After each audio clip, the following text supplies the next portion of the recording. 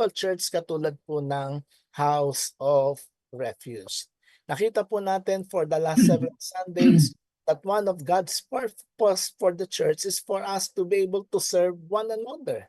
No? Yung mapaglingkuran natin ng bawat isa. Kasi po, walang saysa yung ating pagdalo sa ating gawain o pagsimba sa mga gawain if we are not able, if we are not willing to serve one another. Alam niyo ba, si Lord Jesus, sabi niya, I have come to serve and not to be served. In other words, kung si Lord ang ating model, siya na nagsabi na naparito ako para maglingkod at hindi paglingkuran, dapat gayahin natin na bilang mga mananampalataya, bilang mga taga House of Refuge, it is a must, it is very important for us to serve one another. Amen po ba? Amen.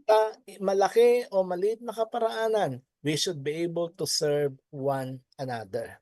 Secondly, nakita rin natin na ang layunin ng Panginoon sa iglesia niya is for us to be accepted, no, to be part of one another, no, to be belong, to be accepted by one another.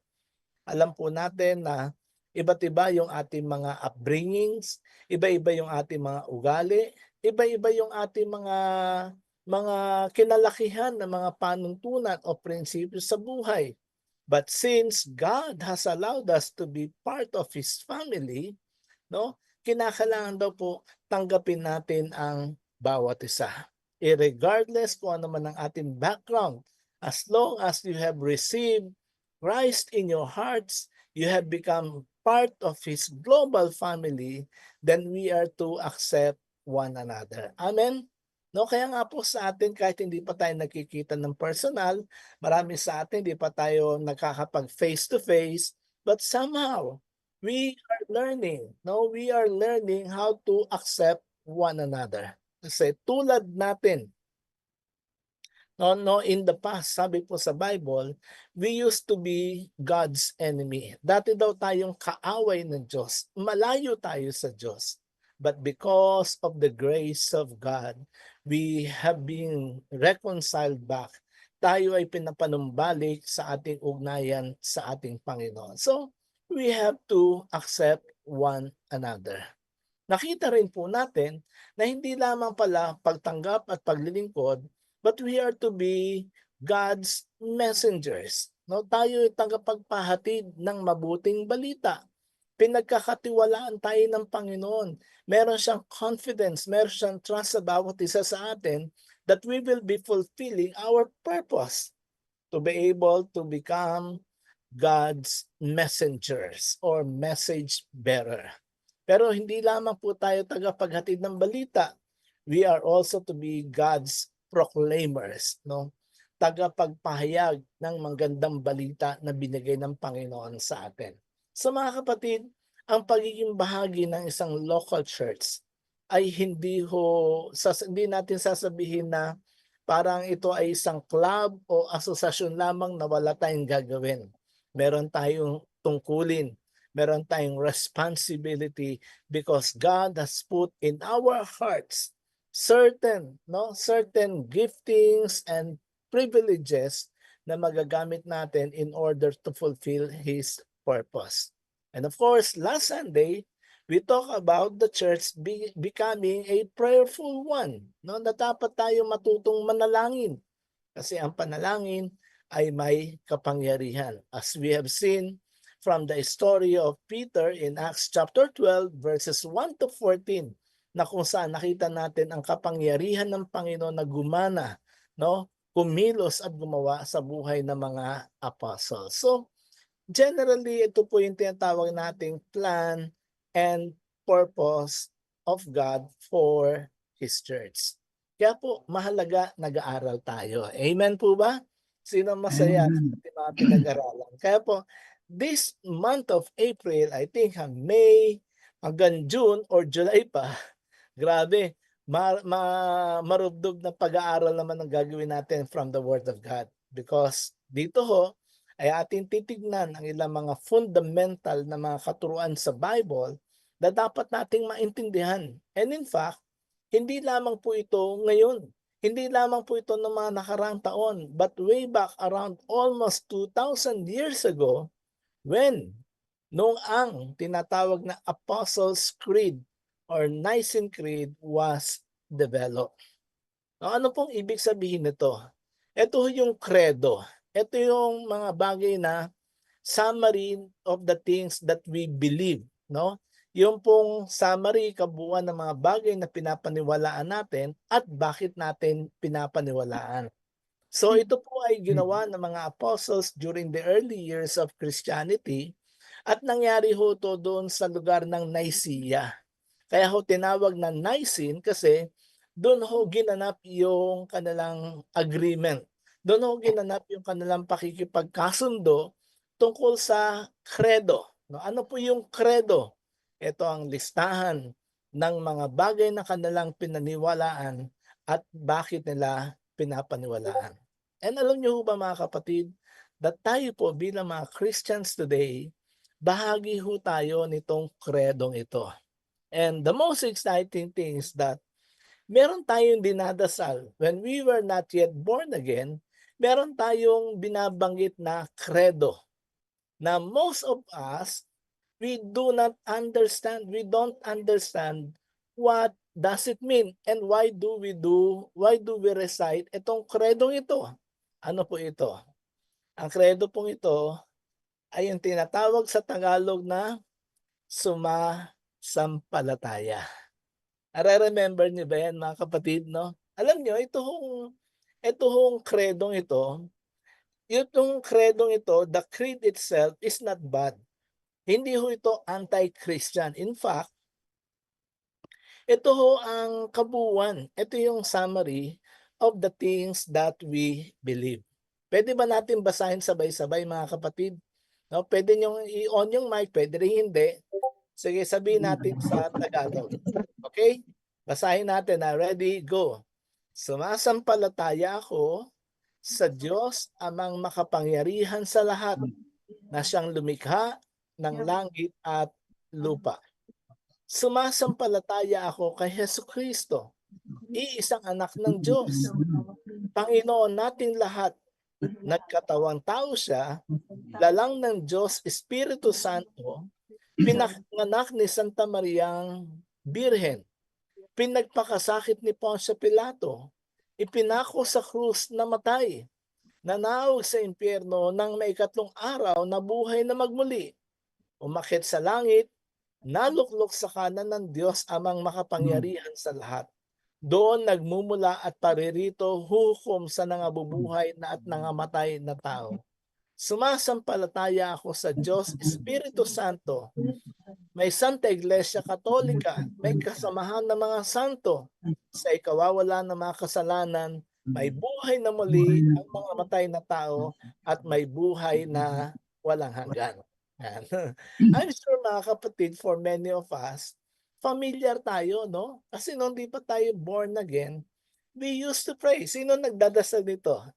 Sino yung nagre-recite nito? Taas ang kamay, di ba? Tayong lahat po, no? Halos siguro tayong lahat, no? Minsan sa buhay natin, we recited this prayer. And as I was saying mga kapatid, hindi ho to masama, hindi ho to anti-Christian.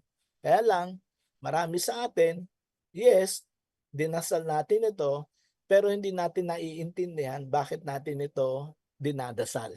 Ano ba ang katotohanan tungkol sa mga bagay na ito? Kaya nga po mga kapatid, dito po sa serye na gagawin natin, hihimayin natin ang bawat turo doon po sa Apostles' Creed. Titignan natin ano ba ang implikasyon nito sa ating buhay sa ngayon. So dapat po natin maintindihan na in this age of confusion, no? Ngayon pong panahon na maraming kalituhan, maraming mga tinatawag na doctrinal compromise, mga maling katuruan na nagkalat sa internet, no? Ang Apostles' Creed o yung pong Nicene Creed ay naghahatid po sa atin, nagbibigay sa atin ng isang klaro, it give us a clear and foundational summary of our Christian belief. Baka meron ho kayong tanong dyan tatalakayin natin dyan o kaya i-PM niyo po ako. Pero hindi mo na kasi Sisimulan natin sa itaas, no, sa pinakauna. Alam niyo ba nung panahon na ito po ay nasulat, ito hong Nicene Creed na ito, it was written during the time that there were controversy, no? Meron nung mga argumento, meron nung mga usapin tungkol sa mga doktrinang dapat paniwalaan ng isang mananampalataya. That is why in AD 325, kasama ng mga apostles, ng mga church leaders, no, doon po sa lugar ng Nicaea ay napagkasunduan nilang mag-up ng tinatawag na credo. Ang credo, again, ay ang summary ng mga bagay na ating pinapaniwalaan at bakit. Bakit ito ginawa? In order to combat, para po masawata ang mga heresies, ang mga maling katuruan na nagkalat during the time about Christian belief. Di ba parang sa panahon din natin ngayon, yung tinanong ni Pastor kagabi, di ba, sa Bible study, minsan marami mga taong magaling magturo na akala mo yung tinuturo nila katotohanan. But later on, pag pinakinggan mo, it will lead you into something na deceiving o ito ay maghahatid sa iyo sa hindi makatotohanang katuruan na galing sa Kaya po kailangan nila magkaroon ng credo at ang credo na to ang nagpapakita ng kabuuan ng kanilang pananampalataya. In fact, mga kapatid, ngayon pong taon ng 2025 ay pinagdiriwang ang ika-1700 year, almost 2000 mula nung naitatag ang credo, ang sumasampalataya ako. And do you know that until today, it remains to be a trustworthy anchor for the church today. Ibig sabihin, pag may usapin ng doktrina, tingnan natin ang Apostle Creed, ang credo ng mga apostle. Titingnan natin kung tama ba ang isang doktrinang ipinapahayag sa atin sa ngayon. Kaya po, maganda maintindihan natin. Balikan natin yung mga tinatawag na ancient truth, yung katotohanan noong nakaraang mga panahon at ang kanilang ugnayan sa ating panahon ngayon. At ilan nga po sa mga pangunahing ito na makikita ho natin, no, sabi nga natin, itong credo nito ay ginamit ng mga Kristiyano noong unang panahon in order to declare what they believe, at ang credo nito ng mga apostles were used in order to summarize the fundamental doctrines of Christianity. Kaya po ngayon natitignan natin ang mga principles o panuntunan that we can learn based on the first three declarations. Ano po ang sabi? I believe in one God, the Father Almighty, the Creator of heaven and earth. Ang ganda ho ng introduction, di ba? Very strong, very firm. Sabi nila, naniniwala ako sa iisang Diyos, makapangyarihang Ama, manlilikha ng langit at ng lupa. Kaya yan po ang titignan natin ngayong hapon. Ang mga katotohanan tungkol sa tatlong katagang ito, naniniwala ako sa Diyos, Amang makapangyarihan at manlilikha ng lahat ng bagay.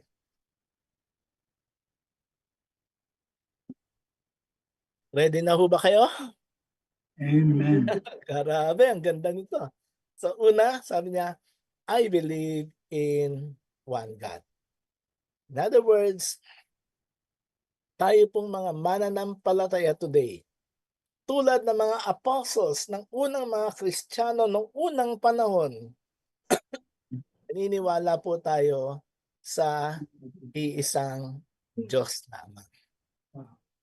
Tulad po ng sabi dito sa Deuteronomy chapter 6 verse 4 and Isaiah 45 verse 5. Ano po ang sabi sa Deuteronomy? Pakinggan mo, O Israel, si Yahweh na ating Diyos ang tanging Yahweh. Hear, O Israel, the Lord our God, the Lord is one. One. Very firm, very strong word from God to the nation of Israel. 'Di ba nabasa natin sa Exodus, alam niyo ang mga tao, no, lalo na yung mga tao nung unang panahon, they always wanted to look up for something, no?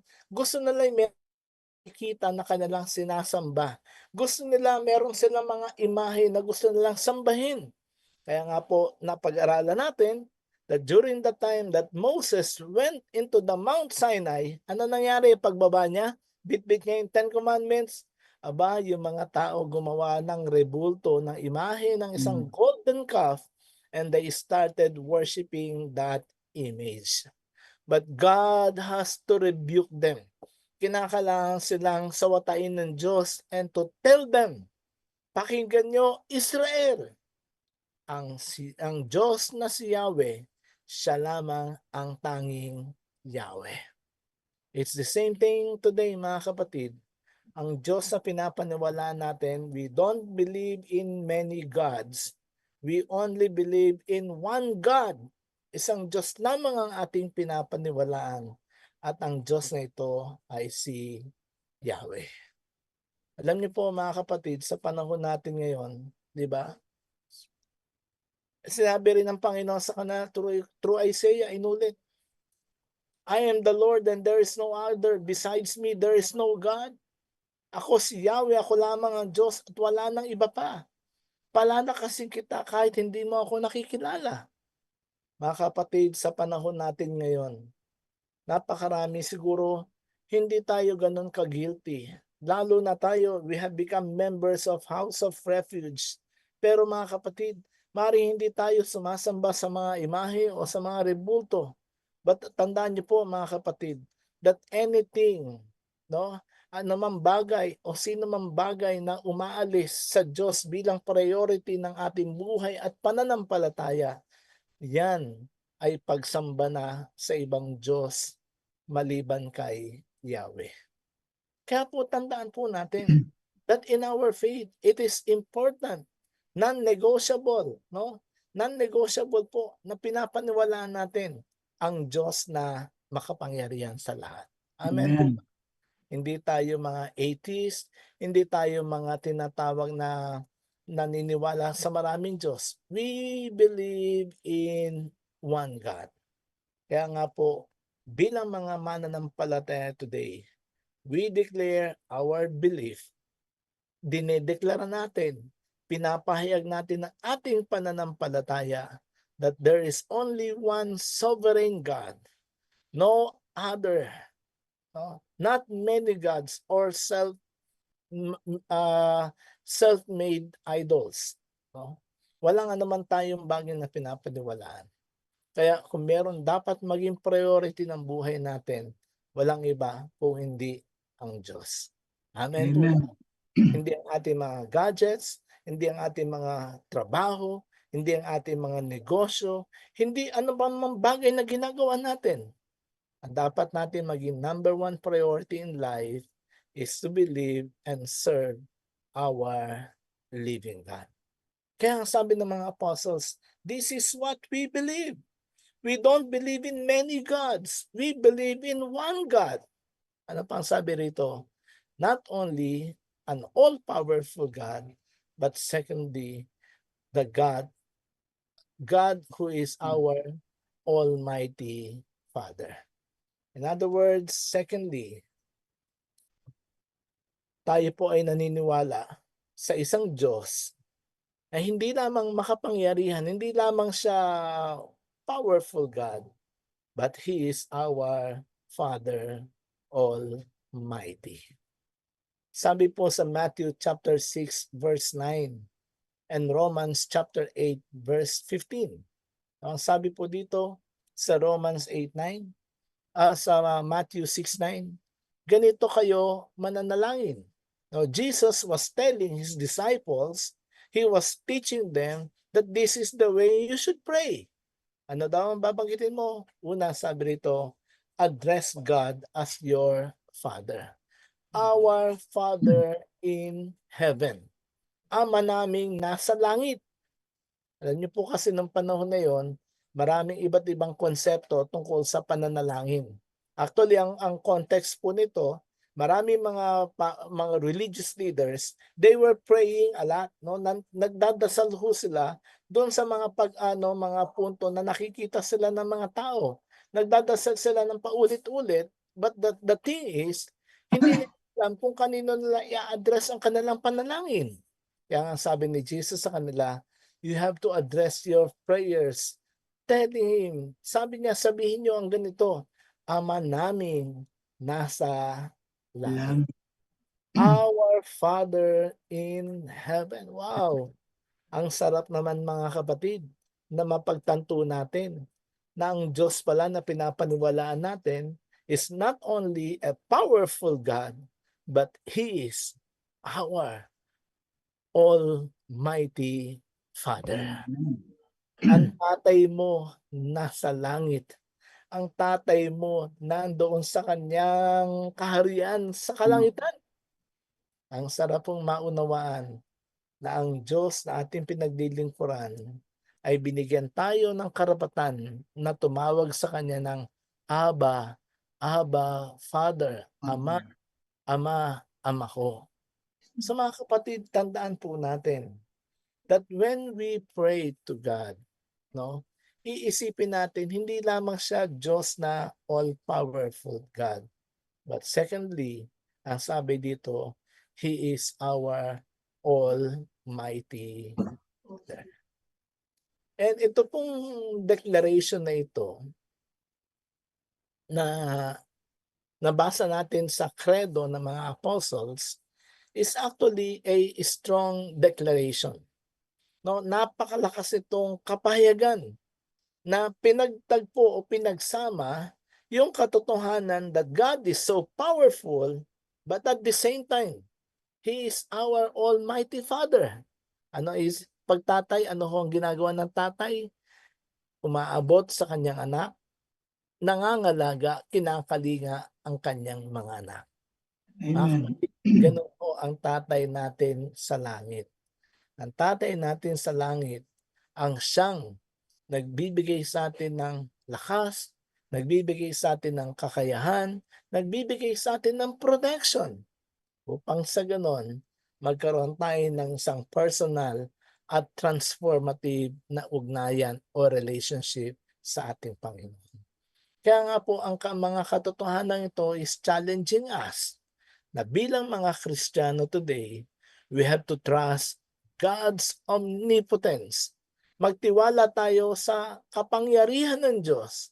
But at the same time, yakapin natin ang kanyang kalinga, ang kanyang gabay na pinagkakalob sa atin bilang kanyang mga anak.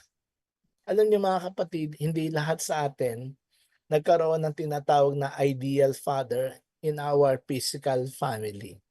Tulad ko po, lumaki ako sa isang environment na hindi ideal ang tatay ko. But thank God that when I get to know the Lord Jesus Christ, nagkaroon ako ng ama sa aking buhay. Hindi ko siya maring physically ama, pero siya ang ama ko, no? Na nagbibigay sa atin ng lakas, kapangyarihan at karunungan dahil sa tayo ay kanyang tinuturing na mga anak. So mga Amen. kapatid, we believe in one God. Secondly, this all-powerful one God is our ultimate Father. But thirdly, hindi lamang siya makapangyarihan, hindi lamang siya tatay na makapangyarihan, but He is also our Creator. Siya ang manlilikha. Siya ang gumawa ng langit at ng lupa. Grabe, no? Ang tindi ho nito, 'di ba? Siya ang lumalang. Siya ang gumawa ng lahat ng bagay nakikita at hindi natin nakikita. In Genesis chapter 1 verse 1, ang sabi ng Panginoon nung kanyang likhain ng buong mundo, nang pasimula in Genesis 1:1, in the beginning, no?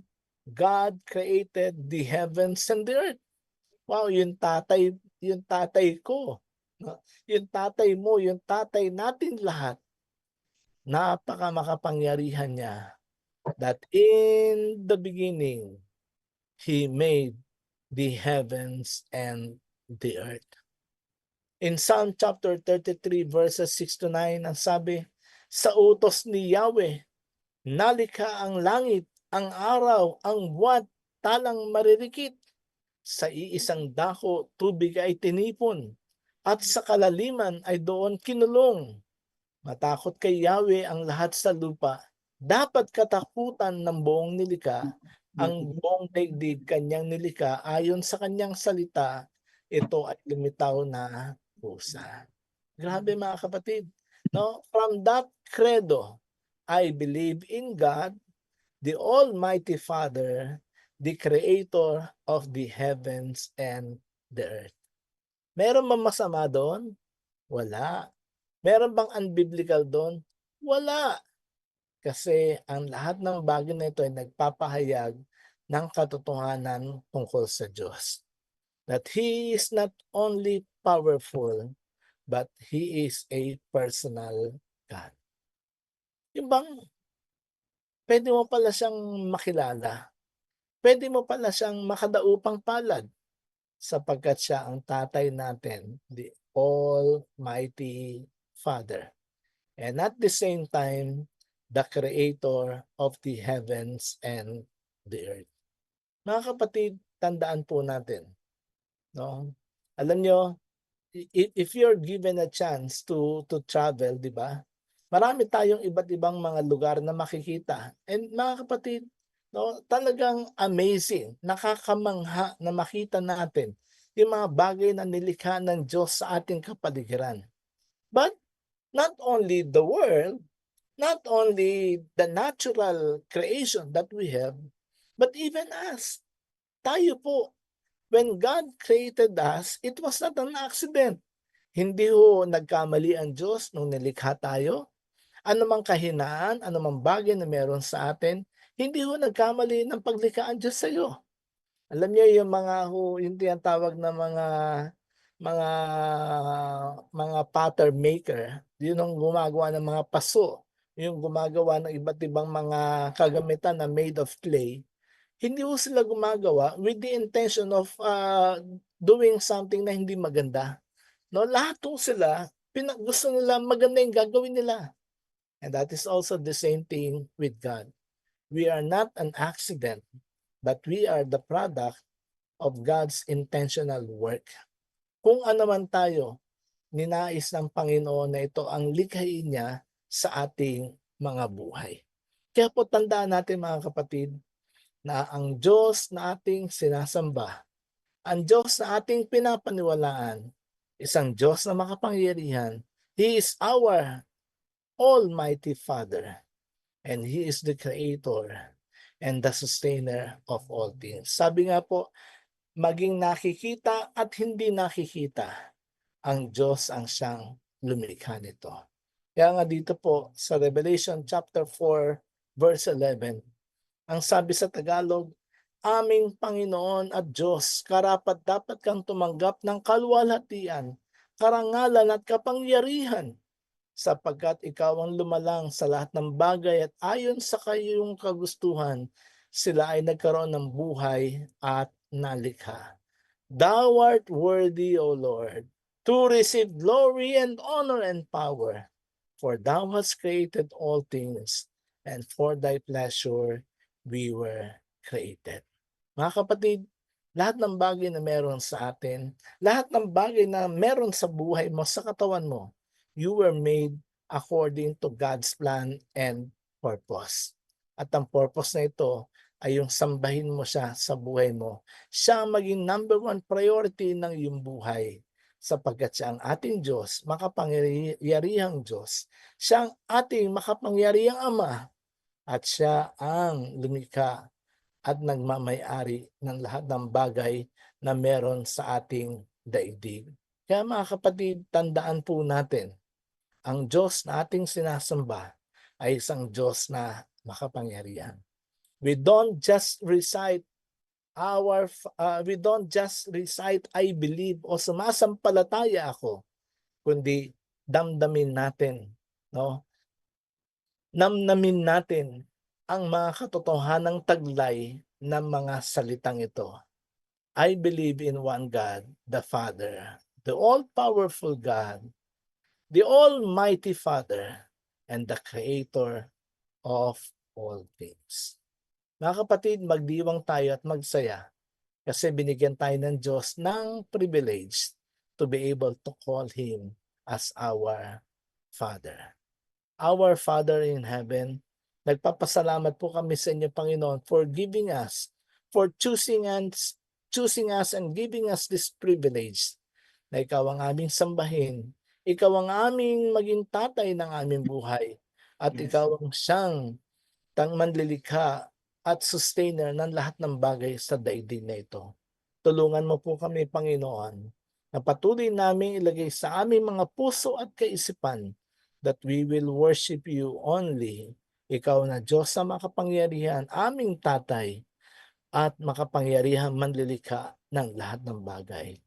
Lord, we thank you and praise you this afternoon. We worship you, we honor you. In the name of Jesus Christ, we pray. Amen. Amen. Amen. Palakpakan po natin ang Panginoon. Amen.